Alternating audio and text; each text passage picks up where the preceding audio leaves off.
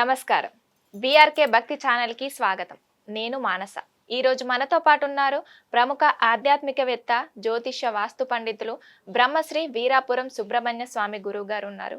గురువుగారిని అడిగి మనకు 12 రాశుల వారికి ఉగాది నుంచి ఎలా ఉండబోతుంది, వారి యొక్క ఆదాయం, రాజపూజం గురించి అడిగి తెలుసుకుందాం. నమస్కారం గురువుగారు. శుభాశీస్సులండి. గురువుగారు, ఈ ఉగాది నుంచి కుంభరాశి వారికి ఎలా ఉండబోతుందో తెలియజేయండి. తెలియచేద్దామమ్మా. అలాగే మనం చెప్పుకుంటున్నట్టు 12 రాసులకు గాను శ్రీ శాలివాహన శకం, శ్రీ విశ్వావసనామ సంవత్సరం, అలాగే చైత్ర శుద్ధ పాడ్యమి ఆదివారం మొదలుకొని నూతన సంవత్సరం ఉగాది.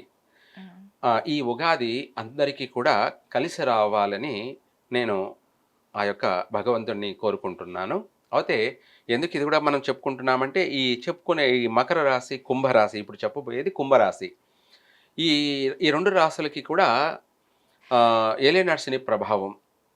మకర రాశికేమో అష్టమమందు శని సంచారం, అలాగే కుంభరాశికి ఏలినాటి శని ప్రభావం.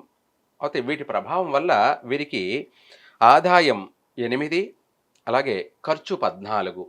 వీరికి కూడా అధికమైనటువంటి అప్పు కలిగే అవకాశం ఉంది. ఎంత చేసినా కూడా నష్టాలు ఏర్పడే అవకాశం ఉన్నాయి. అలాగే గౌరవార్థం 7, అవమానం 5. ఇక్కడ గౌరవార్థం బాగుంది కాబట్టి కష్టపడినందుకు ప్రతిఫలం కలుగుతుంది, కష్టపడిన సుఖం దక్కుతుంది. మామూలుగా కష్టపడినా కూడా సుఖం లేకపోతే ఇంకా జీవితం పైనే విరక్తి వస్తుంది. అందుకనేసి వీళ్ళ శ్రమకి గాను గుర్తింపు లభిస్తుంది. చక్కగా అన్ని రంగాలలో వాళ్ళకు ఆశ, జీవితం పైన ఒక నమ్మకము, ఒక ఆశ అనేది ఏర్పడుతుంది, కలుగుతుంది. ఆర్థిక పరంగా ఈ సంవత్సరం వీళ్లకు అంతంత మాత్రంగానే అంటే ఆర్థికపరమైనటువంటి ఆదాయం ఏదో ఒక రకంగా కలిసి వస్తూ ఉన్నా అంతకంటే మించి ఖర్చు కూడా అవుతూ ఉంటుంది. ఆరోగ్యపరమైనటువంటి విషయాలలో ఎక్కువగా ఇబ్బందులు ఎదురయ్యే అవకాశం ఉంది. ఆపరేషన్లు జరిగేటువంటి సమస్యలు అధికంగా ఉన్నాయి. కడుపుకు సంబంధించినటువంటి స్కిన్ ఎలర్జీ, చర్మ వ్యాధులకు సంబంధించి కానీ, అలాగే సంతాన విషయంలో కూడా చాలా జాగ్రత్తగా ఉండాలి. ఏదైనా నష్టం జరిగే అవకాశం కానీ అధికంగా ఉన్నాయి. ఆరోగ్య సమస్యలు వీళ్ళని ఎక్కువగా ఇబ్బంది పెట్టే అవకాశం ఉంది కాబట్టి తనకి తగినటువంటి జాగ్రత్తగా నడుచుకోవడం మంచిది. అలాంటి వారు, ఇబ్బందులు పడేవారు ఎలాంటి పరిహారం చేసుకుంటే మంచిది అంటారు? తెలియచేద్దాం, పరిహారం కూడా తెలియచేద్దాం.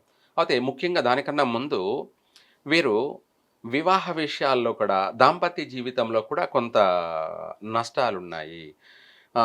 ఎడబాట్లు జరిగే అవకాశం, భార్యాభర్తల మధ్య ప్రతి చిన్నదానికి కూడా కీచులాట్లు, గొడవలు, లేనిపోని దానికి సమస్యలు, చిన్నదాన్ని కాస్త పెద్దది చేసుకొని ఎడబాట్లు జరిగే అవకాశం, విడిపోయేటువంటి సమస్యలు కూడా వచ్చే అవకాశం ఉంది. కాబట్టి ఆ నష్టాలు జరగకుండా ఉండడానికి, ఇద్దరు బాగుండడానికి, ఇటు ఆరోగ్యపరంగా బాగుండడానికి, వాళ్ళ యొక్క సంసార జీవితం చక్కగా సాగడానికి, దాంపత్య జీవితం కొనసాగించడానికి ఈ రాశి వాళ్ళు శివునికి శనివారం రోజు పెరుగు అన్నంతో అభిషేకం చేయాలి. దంపతులు ఇద్దరూ కలిసి అటు పెరుగు, అన్నం 2 కలిపి చేసుకొని ఇద్దరు భార్యాభర్తలు ఇద్దరు కలిసి శివునికి అభిషేకం చేసినట్టయితే వీరికి దాంపత్య జీవితం సుఖంగా ఉంటుంది, ఏ నష్టమో జరగదు.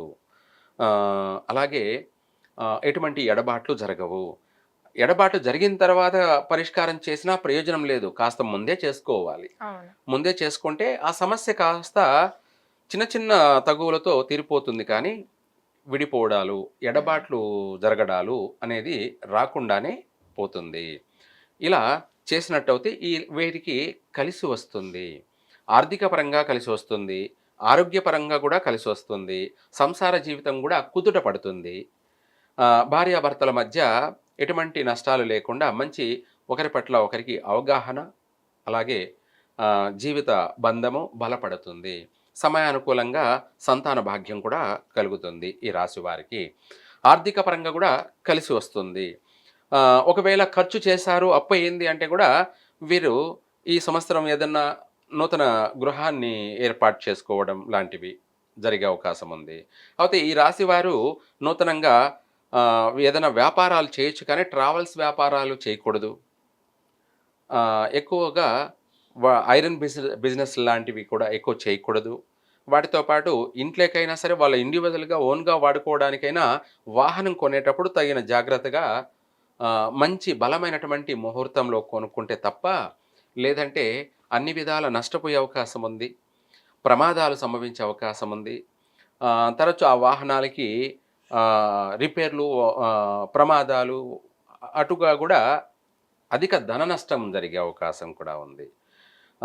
ప్రమాదాలు సంభవించే అవకాశం ఉంది. కాబట్టి అలాంటి వీలైనంత వారు ఎలాంటి పరిహారం చేసుకోవాలంటారు ఆ! గురుగారు? ఇలాంటి వాళ్ళు సాయంత్ర సమయంలో, గోధూళి సమయంలో వీలైనంత వరకు ఈ యొక్క కుంభరాశి వాళ్ళు కాలభైరవుడిని పూజించడం కానీ, లేదంటే కాలభైరవుడు అన్ని చోట్ల అందుబాటులో మనకు దేవాలయాలు ఉండవు కాబట్టి అమ్మవారిని, అమ్మవారిని అమ్మవారికి సాయంత్రం పూట గుడ్డుని నైవేద్యంగా, అంటే మనం కోడిగుడ్డుని ధ్వజస్తంభం దగ్గర పెట్టేసి అమ్మవారికి, అంటే గ్రామ దేవతకు మాత్రమే ఓకే.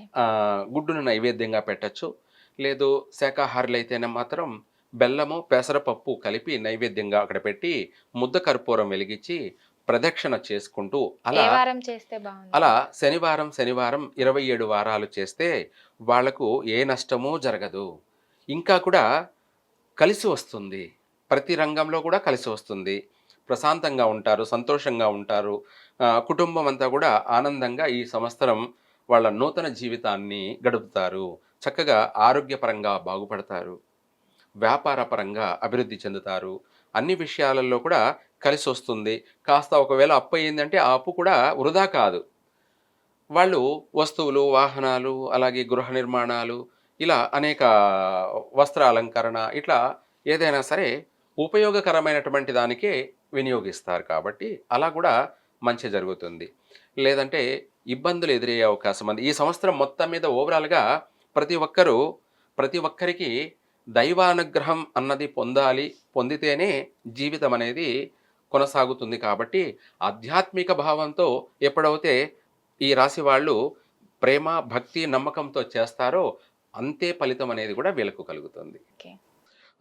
దైవారాధన వల్ల ఇవి అన్నీ కూడా, వీటన్నిటి నుంచి కూడా తప్పించుకు తిరుగువాడు దన్నీడు సుమి అన్నట్టుగా రాబోయే ఉపద్రవాలన్నిటిని కూడా మనం తప్పించుకోవాలంటే ఒకటే మార్గం. అదే దైవ దర్శనం.